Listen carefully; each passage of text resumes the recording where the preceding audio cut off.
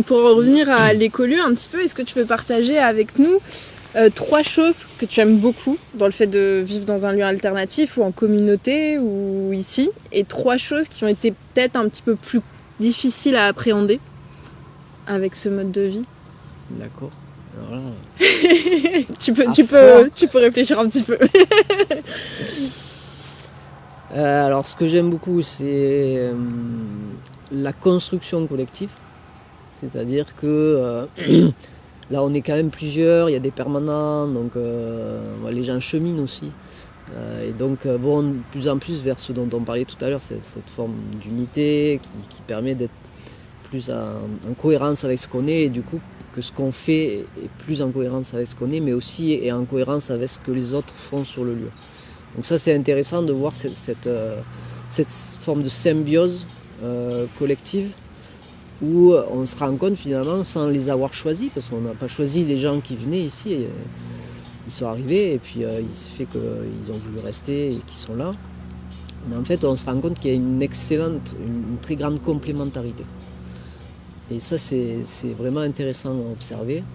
Et on retrouve l'image de l'écosystème, où chaque individu, chaque insecte ou élément du vivant vient à sa place, mais en complémentarité avec les autres, et qu'ensemble, ils créent la résilience, c'est-à-dire ils rendent l'espace riche et ils lui donnent une capacité de résistance aux éléments extérieurs qui vont essayer de bouleverser toute cette harmonie. Et ça, il y en a toujours. Donc ça, cette synergie-là, vraiment, pour moi, c'est vraiment très, très intéressant à remarquer tous les jours, à l'observer. Après, un autre élément, ça va être peut-être l'organisation au niveau du lieu, au niveau de la dimension végétale. Parce qu'on est arrivé, il n'y avait pas un arbre sur nos 2 hectares ici. Et depuis 20 ans, je plante des arbres de variété ancienne pour faire un verger conservatoire qui regroupe maintenant plus de 240 variétés d'arbres, arbustes et lianes fruitières de variété ancienne. Sur les 2 hectares, il y a à peu près 500 végétaux qu'on a mis en place. Et ces arbres commencent à produire, ils commencent à être grands. Et plus on avance, moins on doit donner d'énergie pour leur entretien. C'est-à-dire qu'ils sont de plus en plus autonomes. Et d'observer ces plantes qui deviennent de plus en plus autonomes, pour moi c'est un plaisir, parce que finalement je me dis, elles sont de plus en plus autonomes, mais en même temps nous aussi. Et c'est ensemble qu'on avance vers quelque chose. Ouais, c'est hyper beau. Voilà. Et ça nous relie quelque part à la globalité de la création, de la biosphère, du vivant, on va dire. Et ça nous fait bien signifier qu'on est tous reliés. On ne peut pas imaginer l'humanité à côté ou au-dessus du vivant, de tout ce qui porte la vie. On est une partie intégrante de ce qui porte la vie. Et on a un rôle à jouer. C'est-à-dire on n'est pas non plus les méchants humains qui cassent tout. On l'est aussi, c'est sûr. Mais on peut et on doit et on est appelé à avoir notre rôle de régulateur dans l'ensemble, comme chaque élément a son rôle de régulateur, pour assurer l'équilibre global. Et ça, c'est pour moi important. Parce qu'on pourrait désespérer et finalement en arriver presque à vouloir l'extinction humaine.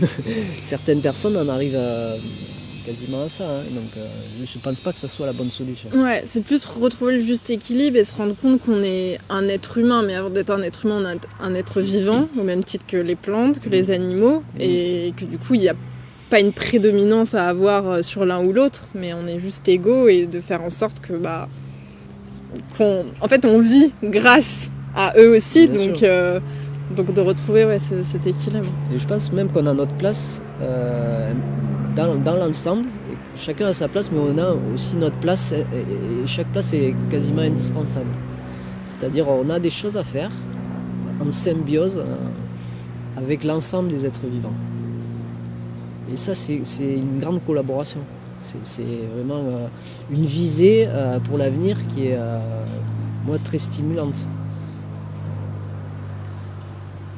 Et donc, une troisième chose, ça va être peut-être...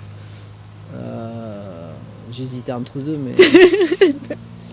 Tu peux dire deux si tu veux. Ouais, non, j'avais passé les enfants en fait, c'est de voir les enfants aussi qui sont passés par chez nous, par la salle de classe, l'école Montessori, et puis justement tout cet éveil au vivant, à l'autonomie, à une certaine liberté aussi, à l'écoute de ses besoins personnels, parce que du coup à Montessori, l'enfant est amené à faire ce dont on parlait tout à l'heure, ce regard vers soi-même qui dit bon mais là qu'est-ce qui se passe à moi, où j'en suis, et le travail, les ateliers aussi amènent une intériorisation chez les enfants qui est très intéressante et qui leur donne quand même une stabilité, une assurance, une maturité qui est vraiment impressionnante.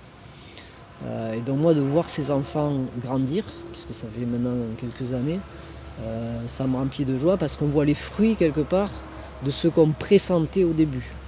Parce qu'on ne savait pas, on s'est lancé là-dedans, mais c'est pareil, on ne savait pas du tout ce que c'était Montessori. Et donc ça, c'est encore une autre source d'émerveillement et d'espérance pour l'avenir. Parce que c'est des enfants qui, une fois adultes, qui auront de grandes capacités pour trouver des solutions et pour garder espoir, justement. Et ça, c'est intéressant. Et puis le petit bonus. Allez. Le petit bonus, c'est les outils pour l'autonomie qu'on a mis en place, qu'on a d'abord imaginé. On a fait des manuels détaillés de construction. Et l'idée, c'était qu'après une phase de conception, de réalisation et d'expérimentation sur le lieu, ça puisse se diffuser. C'est pour ça qu'on a fait les manuels et qu'on les a mis sur le site internet en téléchargement libre pour que d'autres lieux puissent reproduire, s'ils en ont besoin, tel ou tel outil pour l'autonomie. Et donc ça commence vers 2008 la parabole, le cuiseur solaire, et puis après d'autres outils ont suivi. Et puis on commence à avoir des retours maintenant de lieux alternatifs où ils ont construit un chauffe-eau solaire, ils ont construit une écocotte, ils ont construit des toilettes sèches, différentes choses, sur le modèle de ce qu'on avait fait imaginer ici, ou des Fab Labs, des laboratoires de fabrication avec des outils, des imprimantes 3D, des tables de découpe laser, etc., où ils reprennent certains outils comme la parabole qui a été repris sur le Fab Lab à Paris, et ils reproduisent les outils qu'on a mis en place. Donc ça, c'est une satisfaction qui est plus personnelle et qui est un peu l'observation d'un rêve que j'avais au début en imaginant pouvoir diffuser ça au-delà de EcoVert.